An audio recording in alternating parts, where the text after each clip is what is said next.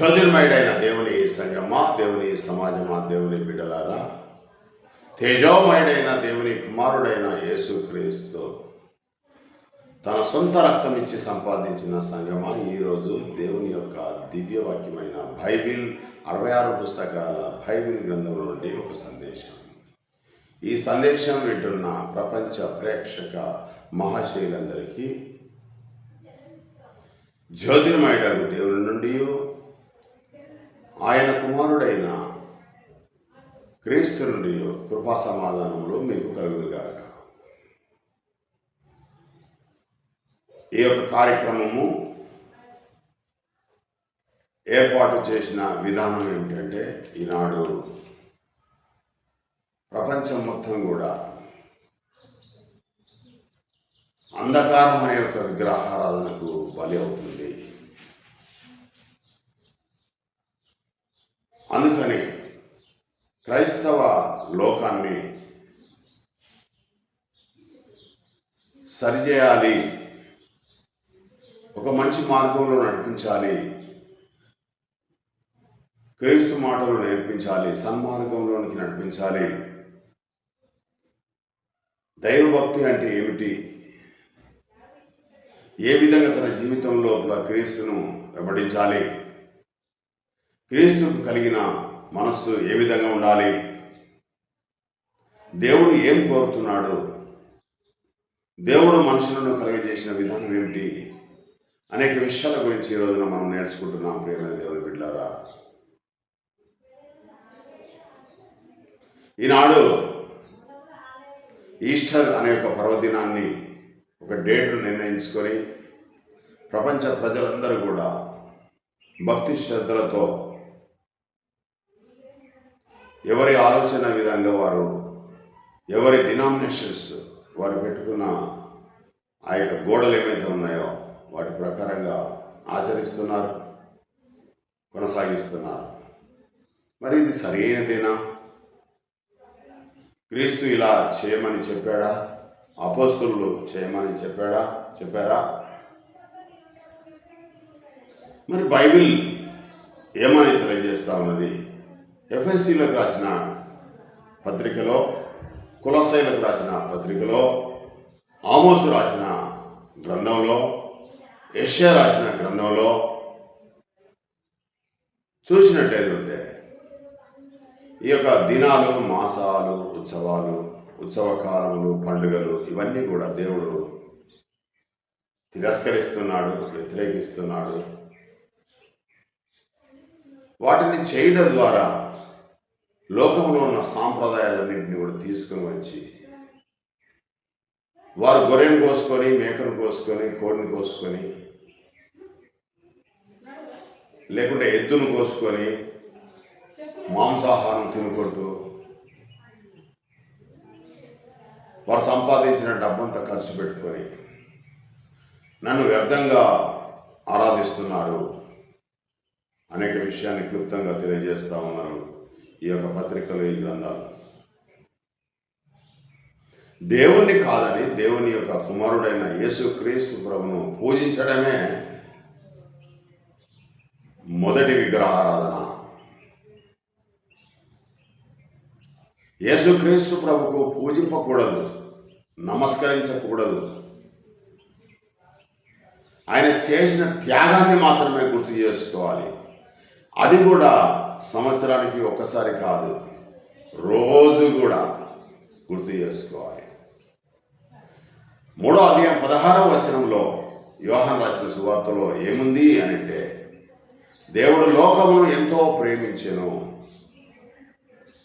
కాగా తన అద్వితీయ కుమారునిగా పుట్టిన వాని యందు విశ్వాసం నుంచి ప్రతి వాడును నశింపక నిత్య జీవం పొందినట్లు దేవుడు యేసుక్రీస్తును సర్వ మానవాళి కొరకు నియమించాడు, ఏర్పరిచాడు తన ప్రేమ చేత. ఎందుకు మన మీద ఇంత ప్రేమ? ఆదాము ద్వారా వచ్చిన పాపం ఏదైతే ఉందో మనందరినీ కూడా నరకానికి తీసుకుని వెళ్తుంది. దేశంలో ఉన్న మానవులు, ప్రపంచంలో ఉన్న మానవులందరూ కూడా ఒక ఆదాము నుండే వచ్చారు. యేసుక్రీస్తు ఏమి వేరే స్థలం నుంచి ఏం రాలేదు, ఆదాము నుండి వచ్చిన వాడే. మొదటి ఆదాముగా మట్టితోని వచ్చిన ఆదాము ఎవరైతే ఉన్నారో, రెండవ ఆదాము దేవుని యొక్క ఆత్మ కలిగి జీవించాడు. ఆదామును దేవుని యొక్క ఆత్మ లోపలికి పంపించినప్పుడు లేచి నిలబడి ఉనికి కలిగి ఉన్నాడు. అలాగే యేసుక్రీస్తు ప్రభు కూడా ఆయన గర్భంలోకి రాకముందు మరియ గర్భంలోనికి దేవుని యొక్క ఆత్మ ఆవరించింది. రెండు సమానమే. కావలస్తే ఏంటంటే ఆదాము పాపం చేశాడు, దేవుని యొక్క మాటను వ్యతిరేకించాడు. యేసుక్రీస్తు ప్రభు దేవునికి లోబడ్డాడు. కనుక దేవుడు అతన్ని ప్రియునిగా ఎంచుకొని యేసుక్రీస్తు ద్వారా సర్వ మానవాళి యొక్క పాపములు ఆయన మీద వేసి ఆయన ద్వారా మనందరినీ కూడా రక్షిస్తున్నాడు. ఇప్పుడు క్రీస్తులోనికి వచ్చిన మనమందరం క్రీస్తును ధరించుకొని ఉండాలి కదా. మరి క్రీస్తు లాంటి యొక్క స్వభావాలు, లక్షణాలు, భావాలు కలిగి మనం జీవిస్తున్నామా? ఏమి తిందుమా, ఏమి తాగుదామా, ఏమి ధరించుకుందామా అని రోజు రోజు ఆలోచించట్లేదా? ఒక్కరోజు మాత్రమే ఆ యొక్క ఈస్టర్ పర్వదినం అని కొండల మీదకి వెళ్ళి చందాలు వేసి ఆ భక్తిగా ఆరాధన చేసినట్టు చేసి మళ్ళీ సాయంత్రం కాగానే బ్రాండ్ షాపులలో ఉండట్లేదా? మళ్ళీ లంచాలు తీసుకోవట్లేదా?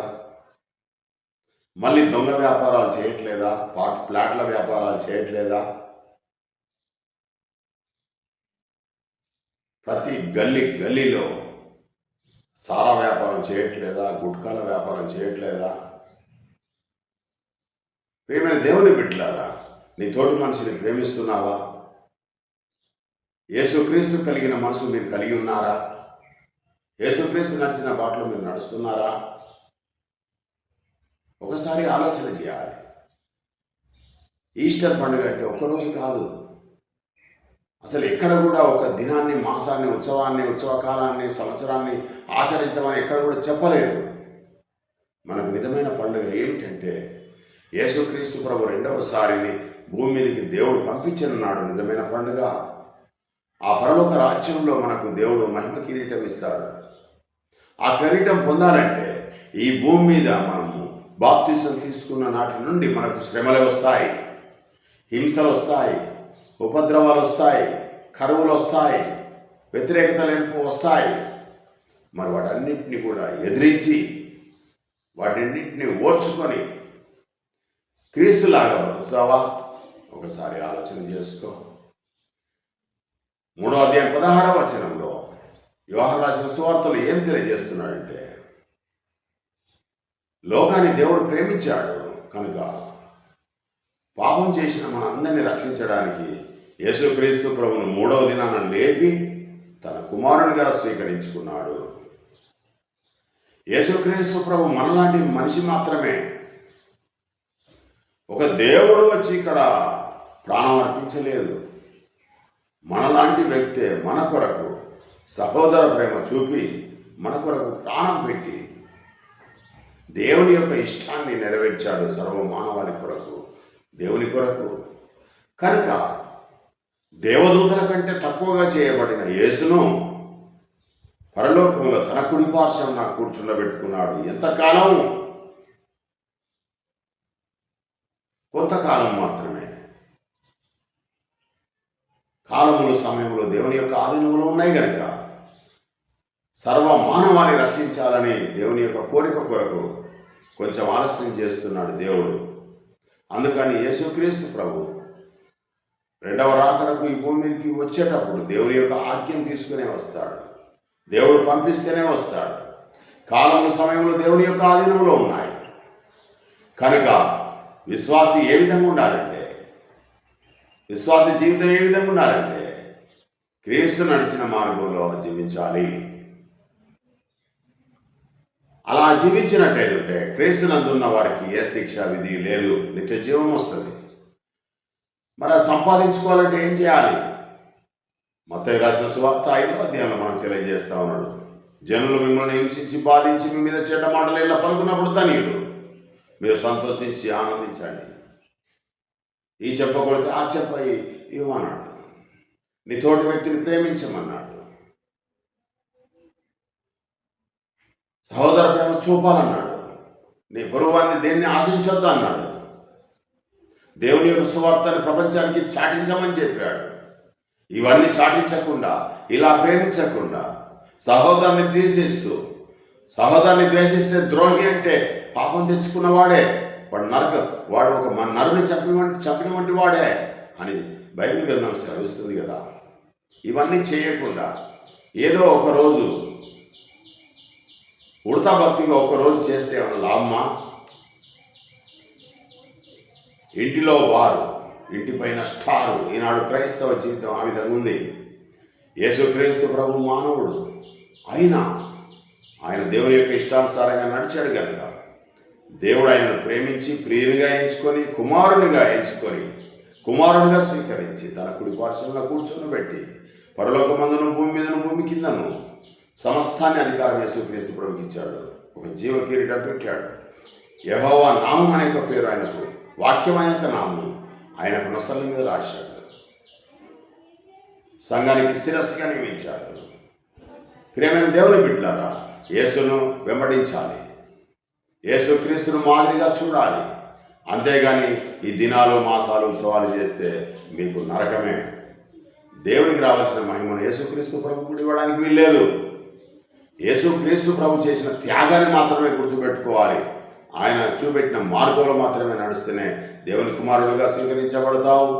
యేసుక్రీస్తు సహోదరుడిగా యేసుక్రీస్తు రాజ్యంలో నువ్వు పౌర హక్కు కలిగిన వాడుగా ఉంటావు. ఈ లోకంలో నువ్వు ఎన్ని పండుగలు చేసినా, ఎన్ని దాన ధర్మాలు చేసినా, ఎంత కీర్తి ప్రతిష్టలు సంపాదించినా, ఎన్ని పదవులు సంపాదించినా ఏమి లాభం లేదు.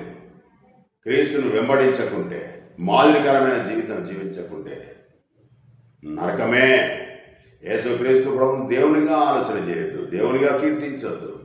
దేవుని కుమారుడిగా మన కొరకు రక్షణగా దేవుడు నియమించాడని ఆ భావనతోనే యేసుక్రీస్తును గొప్ప చేయాలి తప్ప దేవునిగా చేయకూడదు అని బైబిల్ గ్రంథం స్పష్టంగా తెలియజేస్తా ఉన్నది.